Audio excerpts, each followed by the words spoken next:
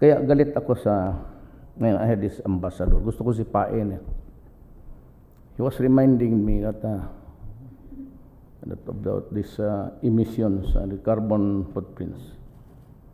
And I said, yes, we are a signatory to that agreement. And would you be able to maintain your emissions? No, I cannot tell. So you will, because it will be distributed pro rata. Sabi ko, you do not do it that way, Mr. Ambassador. You who have reached your apex and along the way spewed a lot of contaminants and emissions and will ahead in destroying the climate.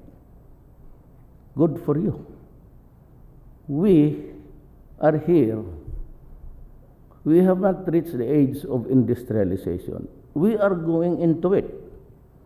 But you are trying to stymie with an agreement na hanggang dito lang kayo, dito lang kayo, we maintain the present emission.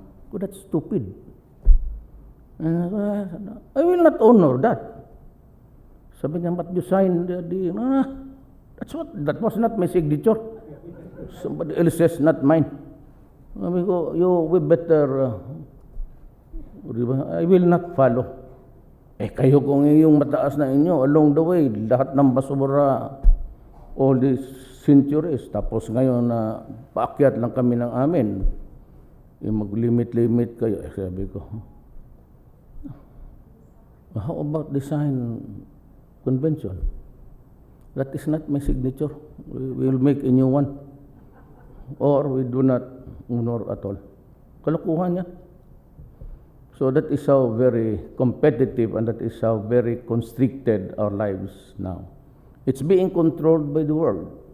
It's being imposed upon us by the industrialized countries. They think that they can dictate what the destiny of the rest of the nation. Sila yan. Kanila ang just like the oligarchs of this country, the elite. They get contracts from government.